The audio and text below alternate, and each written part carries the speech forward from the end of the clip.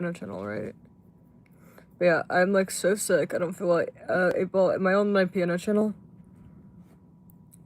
8Ball, did I switch channels?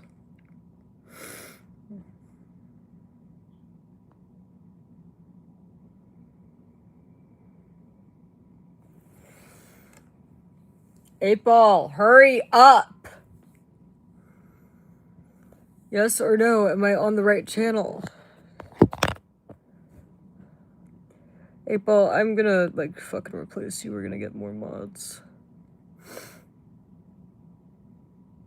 Okay.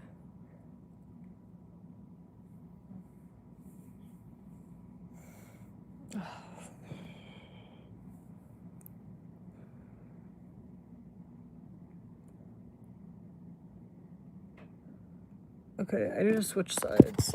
Oh, my baby's back. Oh my god. Okay. Oh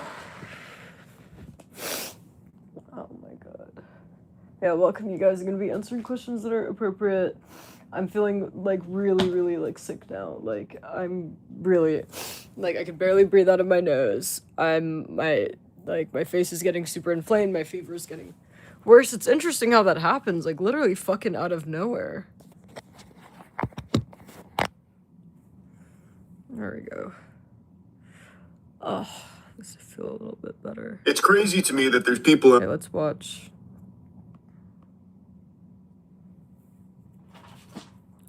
There, enough. And it's like my cats are stressing me out. It's like all they do is fight.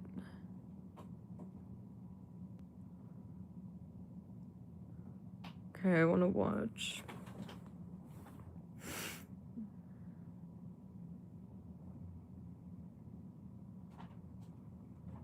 Big tech is betting everything on AI.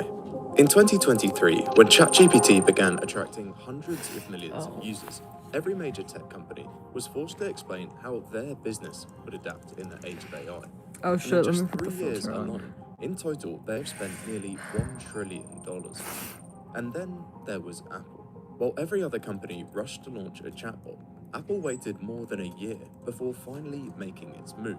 And when they eventually did, it was Why a are you total hiding Andrew disaster. Tate? In the summer of 2024, they Yeah, announced 8Ball, why are you Apple banning people Intelligence, for no but reason? What many did of you the biggest ban Tate features they for? What did promised he never do? arrived. Siri Oh, was still Rogue as Mod? useless as ever, and all people were left with were generative emojis, some photo editing tools, and a painfully slow writing assistant that relied almost completely on ChatGPT. In fact, Apple overpromised so much that they I'll were take your even word sued for for it. false advertising. On the surface, it may seem like Apple is falling If it happens behind, again, you're gonna be in as trouble. every other Mag 7 company stock has outperformed it. And while Amazon, Google, Meta, and Microsoft are collectively spending around $700 billion on AI this year, Apple has barely spent 3% of its revenue on CapEx. So, there is a corner of the internet so small and so deliberately obscure that describing it feels almost like explaining a dream. It's called Agora Road's Macintosh Cafe. It has a lo-fi hip-hop playlist and the self-awarded title of Best Kept Secret of the Internet. On January 5th of 2021, a user calling himself Illuminati Pirate posted a thread, and that thread was called The Dead Internet Theory. Most of the internet is fake. Now, Illuminati Pirate wasn't just pulling this from nowhere. He was building on rumblings that have been floating around 4chan's paranormal board and WizardChan, which is an image board for, and I'm going to quote this directly, an online community premised on earning wisdom and magic through celibacy. So we are talking about the absolute farthest, darkest, most difficult to reach corners of the internet. The people who were already convinced that something was wrong. And Illuminati Pirate had been listening to them, and he agreed. His core claim was that the internet died around 2016 or 2017. And what replaced it wasn't really an internet at all. It was a machine. Bots generating content, algorithms curating what you see, governments and corporations orchestrating the whole thing. Not to inform you or not to entertain you, but to manufacture your reality. To basically control what you think and what you buy and what you believe. And underneath all of that very serious, very conspiratorial argument, there was something else going on. Oh my god, Something nothing more under human than 10. Why any don't of you the guys theory itself. listen? He talked If you about could- how the internet used to be, in perpetual contact with a Oh, solid number of people no, across you multiple did not. sites and forums and image boards and communities. Oh my god. And then one by Candace, one, man. every single one of them vanished without a trace. These people, they weren't banned, they weren't deleted, Hey, they were baby. just gone. Molly. There was no goodbye, there was no Oh. explanation. It was just the silence that follows when you realize that you're talking to nobody. Now, Molly. Illuminati Pirate wasn't paranoid. He was lonely.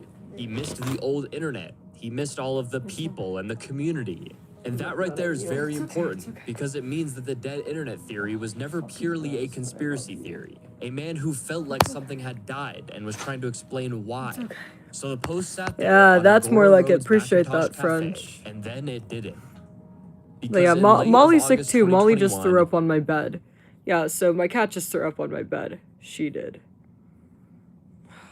You're fucking disgusting. But I love you. But I love you, though. An Atlantic journalist named Caitlin Tiffany stumbled across it, and she wrote a piece that, whether she intended it to or not, Oh my god. did for the dead internet theory what oxygen does for a spark. The article was titled, "Maybe You Missed It, but the Internet Died 5 years ago." Now, Tiffany wasn't a true believer. She called it ridiculous, but possibly not that ridiculous. Her framing was essentially that, this is clearly not true, but there's something here that feels true. And isn't that kind of interesting? She called it wrong, but feels true. She acknowledged that the internet had genuinely changed. She acknowledged that something had shifted. She just wasn't willing to sign off on the full conspiracy. And that was kind of the mainstream consensus in 2021. Here is this colorful idea from a dark corner of the web. Here are the legitimate criticisms baked into it. And here is why, ultimately, it is a Oh my paranoid fantasy. God. Well, 5 years later, that paranoid fantasy is looking Oh less my God. paranoid by the day. More and more of what we scroll past online isn't made by real people anymore. It's AI-generated content, it's engagement farmed, it's optimized to look human without actually being human. And the more of it there is, the harder it gets to tell what's real and what's not real. Which honestly is why I've been thinking a lot lately about the value of real, tangible things. Things that are made by actual people, and things that are built to last. Things that actually do what they're supposed to do.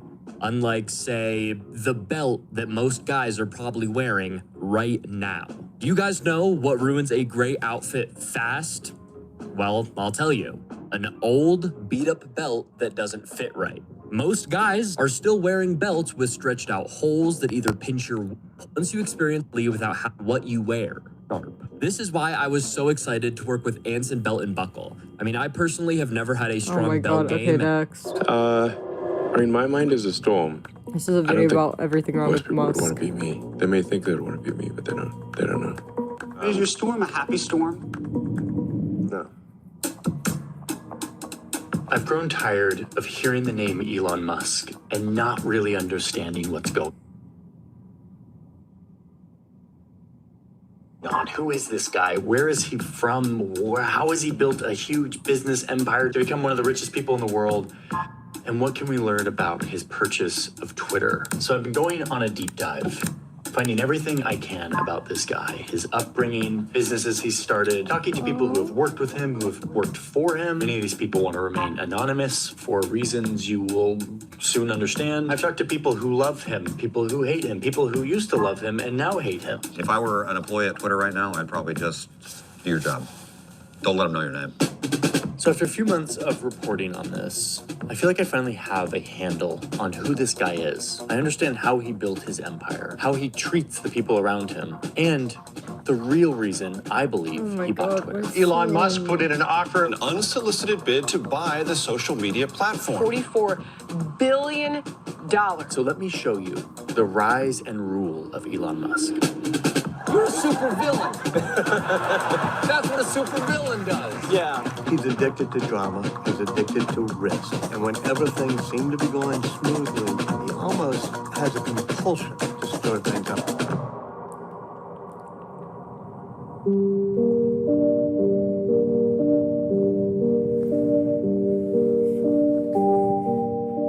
Elon Musk was born in the summer of 1971 in South Africa. The robot From a was young age, born. he was bullied pretty relentlessly by kids at school for being scrawny and nerdy. I was, bullied quite a lot. I got punched in the face many times. Musk would later say that he's on the autism spectrum, though he was never diagnosed.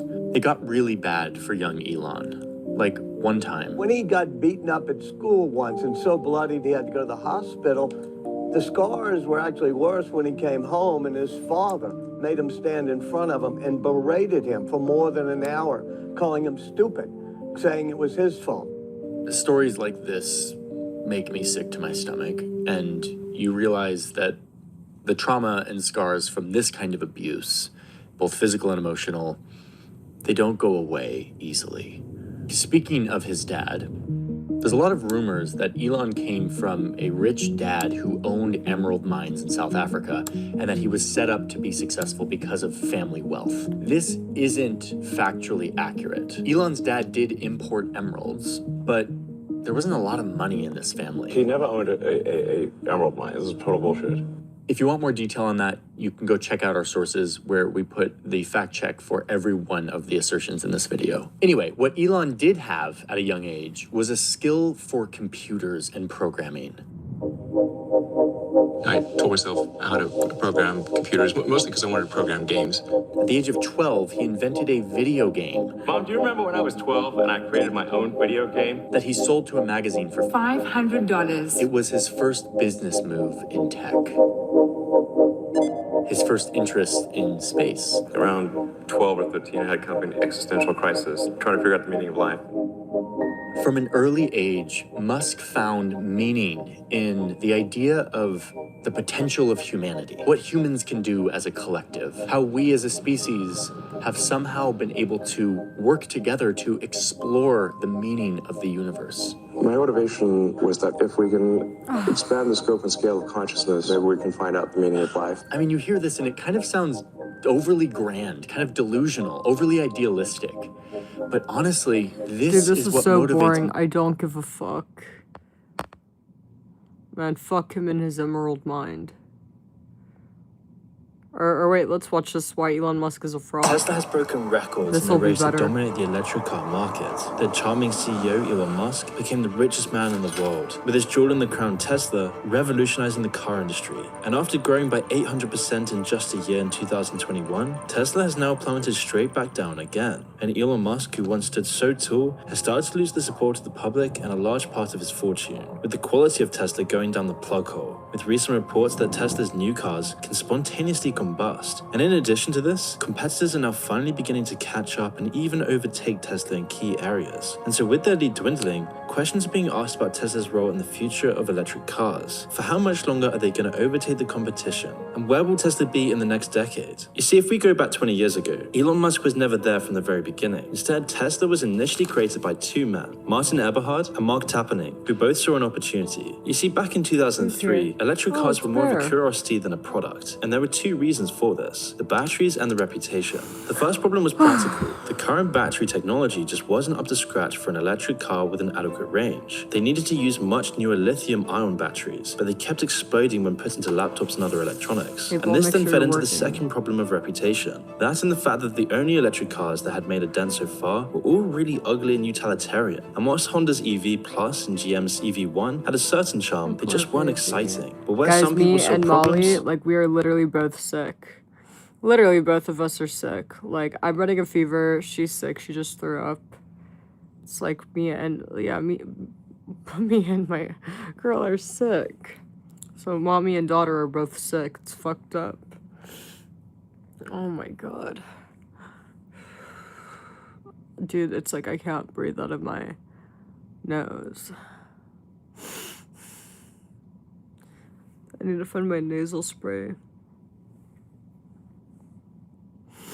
Martin and Mark saw an opportunity because they were both highly skilled electrical engineers and they knew the technology existed to solve the battery problem. All they needed was time and funding, and And this is where Elon Musk came in. Before the company had grown out of the ideas phase, Musk was guiding development and putting down money, contributing $6.5 million of the initial $7.5 million that Tesla began with. But how did Musk find out about this, and where did he get the money to do this? Well, of course, Musk's career began way before Tesla. Throughout his childhood, his father's personal fortune grew exponentially off the back of a stake in an emerald mine. They couldn't even close their safe at times because it was so stuffed with money. And so by using this early money, Musk would use his entrepreneurial genius to found a company called Zip2, one of his first major successes. And after the $300 million sale of the company, Musk personally netted $22 million for his share. But this was just the start, because Musk made his real money from PayPal, with a buyout of his shares giving him at least $150 million, and possibly much, much more. And so by the early 2000s, Musk was in his early 30s and had hundreds of millions of dollars. But this just wasn't enough. He wanted more. He's already beginning his plans to colonize space with SpaceX, but Musk then saw another massive opportunity, and this was with Tesla. After meeting with Martin and Mark, Musk was convinced of their success. He could bankroll solving the first problem with the battery,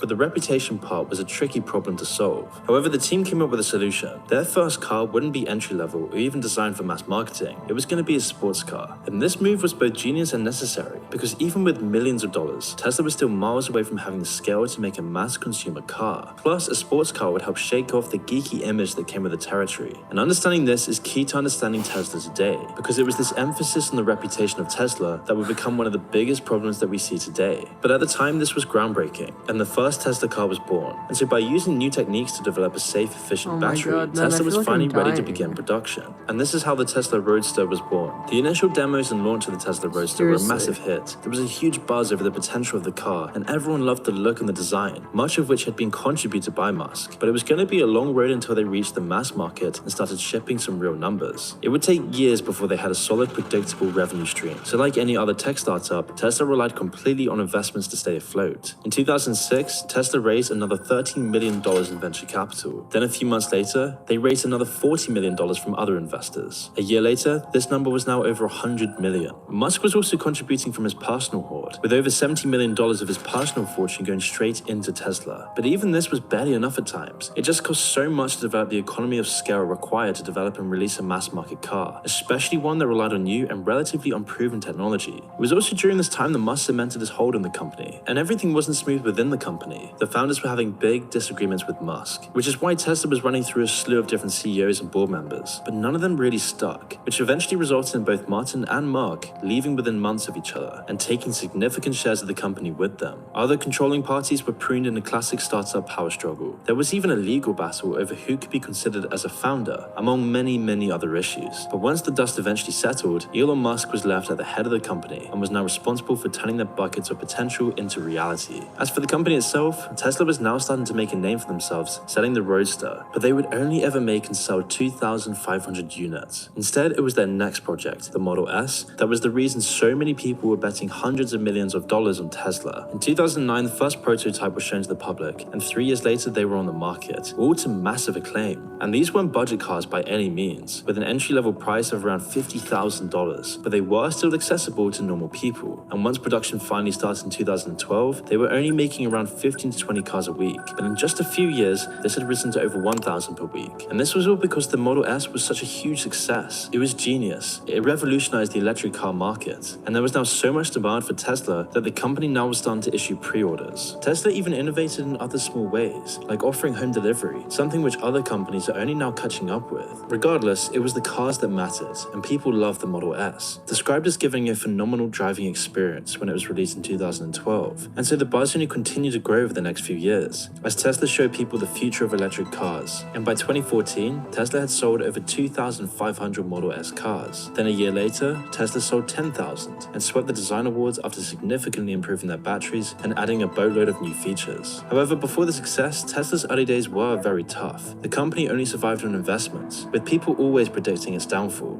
And at one point, the company was even just a few days away from bankruptcy. Essentially, the company was bleeding money like crazy, and just if we didn't solve these problems in a very short period of time, we would die. And it was extremely difficult to solve them. How close to death did you come? Within single-digit weeks. But the success of the Model S emboldened investors and Elon Musk himself, and their next release was set to change the entire industry. In 2016, Musk announced that Tesla were making a new car, the Model 3 sedan. It was going to be Tesla's first car that was truly for the mass market. Because of new features like a lower price tag and the fact that Tesla very rarely released a new car, pre-orders flooded in, with Tesla receiving 180,000 pre-orders in just the first 24 hours after release. But the release of the Model 3 was the beginning of a new alarming trend in Musk's running of the company. You see, he boldly promised that Tesla would be able to produce over 200,000 cars, all in the second half of 2017 alone. But once push came to shove, Tesla only managed a quarter of this figure, and the financial world wasn't kind to the company after this wild overestimation either, causing Tesla to lose $12 billion in value during the fallout. But this was seemingly just a momentary blip on the radar for Tesla's growth, as every new car wasn't just a sale, it was proof that Tesla's concept for the future of electric cars was the future. Because before, electric cars had been an untested concept in the world of cars, and they weren't anywhere near close to breaking into the mainstream. But this will change with Tesla, who made the public not just only accept them, but made them desirable. High quality and self-driving features that were far more advanced than the competition cemented this image. But it wasn't just the image that Tesla were building on. Their first Gigafactory was finally ramping up their production. Plans had begun years ago, but by 2018 there were over 7,000 people working on building Tesla batteries and other components. And once it's fully completed, it will have the largest footprint in the world. And this is just the first massive factory. More are under construction in New York, Shanghai, and Berlin just for starters. And this massive demand for Tesla, combined with the production ramping up, meant that there was a very real threat that Tesla would take on the whole car industry by storm. And when the world realized this, people started throwing all of their money at Tesla like there was no tomorrow. In 2018, Tesla's stock was worth around $20, rising to over $30 in the next 2 years. But in 2020, the stock went to the moon, nearly breaking the $300 mark in the first weeks of 2021. The pandemic had been incredibly kind to Tesla, much kinder than almost any other company, which continued to lead to massive demand for the stock and the company in general. But just over the last year, Tesla stock prices collapsed a stunning 36%. And this is bad news for almost everyone, whether we know it or not. Which is why I want to tell you about our video sponsor, Masterworks. Because you see, the average American's retirement accounts are actually closely entwined with Tesla stock performance. You see, the S&P 500 is the most popular index used by the public to build their retirement investments. And it includes a lot of exposure to Tesla stock. So much, in fact, that it costs index investors billions of dollars, accounting for 10% of the S&P's total loss in 2022. And even more is at risk right now. In other words, whether or not you own Tesla shares, nearly every portfolio from the biggest asset managers to beginner investors experienced major pain in the last 12 months. But you see, there are always ways to protect your wealth and get back what you should have had, like an asset. Just take a look at this performance. The results speak for themselves. With 630,000 plus users, Musk was visible in his online presence. As well as furiously posting on Twitter, Musk also made his political views and his opinions much more well known. But for all the hits, there were a few misses as well. For example, in July of 2018, Musk famously insulted a rescue worker after his ludicrous idea of a custom-built rescue submarine was called out, with Musk actually calling this rescue worker a pedophile, and was later forced to take back the accusation after it became clear that he really wasn't, later resulting in a massive defamation case, which, to be fair, Elon actually won. But all in all, this was a publicity failure. Then just a month later, Musk made a much more serious mistake when he tweeted about his plans to buy publicly owned Tesla stock at $420 a share. Predictably, Tesla stock rose massively as a result, as did Elon's personal wealth. But when it turned out that there was no concrete plan to buy Tesla stock, everything fell apart. Now, to many, it seemed like a premeditated scheme to tamper with stock prices, and the legal battle over the fiasco is still raging to this day. But despite the negative press coverage, the internet was still gripped by Musk fever. His Tony Stark-esque image of the genius billionaire was contagious, and for every detractor there were legions of fanboys ready to defend him from any criticism. He even sent a Tesla into space, with images of the stunt gripping the internet for weeks after. And this publicity extended to his other companies as well. Whenever Elon's popularity rose, it brought up the stock prices of his companies with it. And as Musk fever reached its height in 2020 and 2021, so did Tesla's stock price, rising to $400 a share. But Elon wasn't just having an effect on his own companies. His ability to mess with the financial markets extended far outside of his direct control. And this was perfectly illustrated by Dogecoin. In 2021, Elon Musk made one tweet about Dogecoin and its value increased by 20% the following day. And then when Musk announced that it could be used to pay for certain Tesla products, it rose by another 15% again. Just his endorsement alone had added billions to the meme coin's value, which, to be honest, should have been a warning to people. A tweet shouldn't be the basis of billions of dollars in value being lost or gained, and it obviously wasn't going to last, with Dogecoin now languishing at less than 10 cents each. a far cry from its almost $1 value. But in a way, Dogecoin's rise and fall would be mirrored by Tesla itself. Throughout 2021, Tesla's stock price kept on rising, and it looked like that good fortune was going to keep on rolling until it didn't. Over 2022, Tesla slowly lost its value as a stock and as a company. Then halfway through the year, it really started to tank. May and June saw stock prices drop by $100, and by September they were dropping again, but this time it was going to be steep and sustained, with Tesla's value dropping by 70% during 2022, one of the largest drops it's ever seen. You see, Tesla's meteoric rise had briefly made Elon Musk the richest man in the world. However, this title dissolved away when the drop happened. And so Tesla and Elon Musk were left asking themselves, what happened here? Lots of people chalked Tesla's failure solely up to Elon Musk's Twitter shenanigans. However, the answer, of course, is way more complicated than this. The first problem for Tesla was simple to diagnose, but incredibly hard to address. And this problem being that they were losing their market share. You see, in 2020, Tesla's market share was hovering at around 80%, with the company dominating the electric car market. But now this figure has fallen to 65%, and it's still going down. And whilst one of Tesla's greatest achievements was breaking the stigma surrounding electric cars, they have inadvertently opened up the market again. And whilst their innovations brought them years in the spotlight, it won't carry the monopoly forever, just like Uber's experience today. And now that other car companies have released electric cars reminiscent of Tesla's features, and at a lower price, Tesla's now losing their market share fast. They're losing out on a world of consumers who want an electric car, but can't shell out the $50,000 plus it takes just to get the base model of Tesla. There are plans to release a new budget-friendly Tesla, but they're still just plans. We might not see it for years, but the competition has already got their foot in the door. Ford and Hyundai have both muscled in on Tesla's game. It'll be nearly impossible for Tesla to keep their dominance over the next few years. And when the market eventually becomes oversaturated, it will be even harder for Tesla to justify their higher price points. But Tesla still has the technological edge, right? Well, not exactly. Recently, we've seen a whole host of mistakes, bugs, and glitches from Tesla's software. Currently, they've rolled out a new self-driving system designed for city driving. It's meant to be able to navigate complicated intersections and should be able to recognize traffic lights and other road systems. But it's still just a beta version. Real-world tests have found the system lacking. And the fact that it's only open to drivers who pass a safety exam and stay alert at all times is a good safety feature, but it betrays how unsteady this really is. Meanwhile, Mercedes-Benz's new self-driving system is miles ahead of Tesla's open beta, despite the fact that it still hasn't been released yet. And yet Mercedes has achieved level 3 of autonomy, a far more advanced self-driving system than Tesla's beta system, which is still just level 2. And whilst Mercedes-Benz are the first company to pull ahead of Tesla, they most likely won't be the last. Quality has also played havoc on Tesla's future. The past few years haven't been kind on Tesla's image, with tons of examples of public failures. Like, for example, when Elon Musk tested the new Tesla truck's unbreakable glass windows by hitting them with a bat that completely broke on stage. Sir. Oh, man.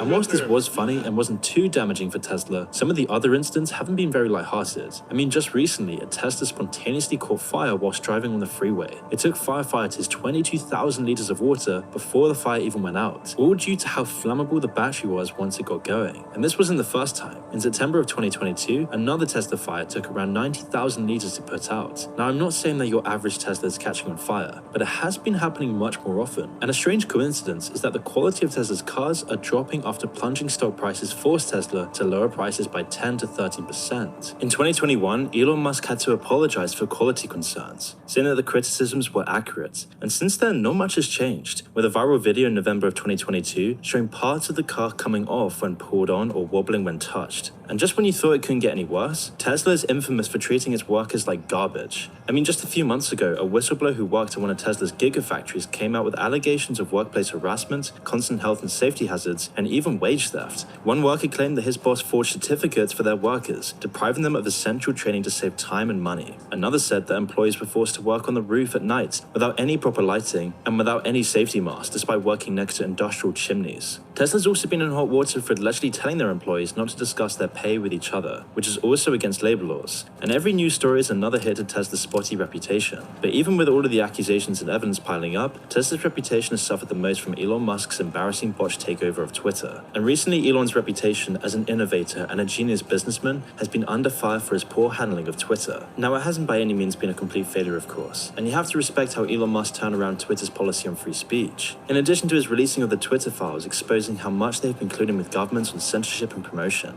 any move towards the truth should always be praised, but it's impossible to deny the awful public perception of the rest of what's happened. First, the deal to buy Twitter took years and involved a long and public legal battle, which isn't the best start. And once it was finally coming to a close, Elon walked into Twitter's main office holding a sink, making a pun about it, then proceeding to fire 50% of the workforce, finishing off his debut by having a long public Twitter argument with his employees and firing whoever called him out. And whilst I have to agree with Elon Musk on a lot of things about Twitter, the whole blue checkmark saga just led to more chaos and ridicule to the company, resulting in Elon Musk posting a poll asking whether he should step down as CEO, with 57% voting yes. And so whilst all of this was going on, two things were happening. Both Musk's reputation fell to tatters after every scandal, and Tesla's stock price also kept falling. And this is why it's getting more and more certain that Tesla will have a dominant place in the future of electric cars, as their falling market share is symptomatic of an eroding monopoly. And while 65% of market share is still an incredibly strong position, this position is fading very fast. The competitors have numerous advantages now as well. Being a faceless corporation might have hurt when Musk's reputation was a good thing for Twitter, but now that it's swung the other way, other car companies won't have to worry about the problems that come with personal reputation dominating people's perceptions. And when they crop up, controversies can be dealt with much easier and fade from the public eye faster if there isn't a face and character to associate with it. Corporations always get away with a lot more than people, and Tesla's competitors also have much more experience and infrastructure to produce cars on a larger scale. And now that electric cars are finally making their mark on the wider market, these advantages will matter a whole lot more than they did before. And lots of people expect electric cars to dominate in the ride-sharing Uber market. In fact, they already are in lots of places, with nearly all of London's black cabs being electric now. But Tesla's high-cost, middling quality cars will struggle to make a dent in an industry that values reliability and price above everything else, which is the opposite of Musk's public perception and Tesla's recent scandals. On the other hand, a successful breakthrough into the rental and ride-sharing market might not do Tesla any favors in the long run either. Plus, if the electric car market doesn't take off, the competitors have their own cars to fall back on. But Tesla doesn't have this luxury and is much more vulnerable to changes in the market. And considering the wild fluctuations of gas prices, traditional cars might still have decades left as the cheaper and more convenient option. The revolution of self-driving cars seemed to cement Tesla's place at the top of the car industry, considering their leading role with technology. But now that they've been overtaken, or at least caught up with, it's no guarantee of safety anymore. And so the future of Tesla is fraught with potholes. From losing the technological race to exploding cars to Elon Musk becoming a liability, there are just so many problems that Tesla now has to deal with. And we've already seen how overvalued the company already was from the massive drops in the stock price. And this is why in the next few years, Tesla's position could get a whole lot worse.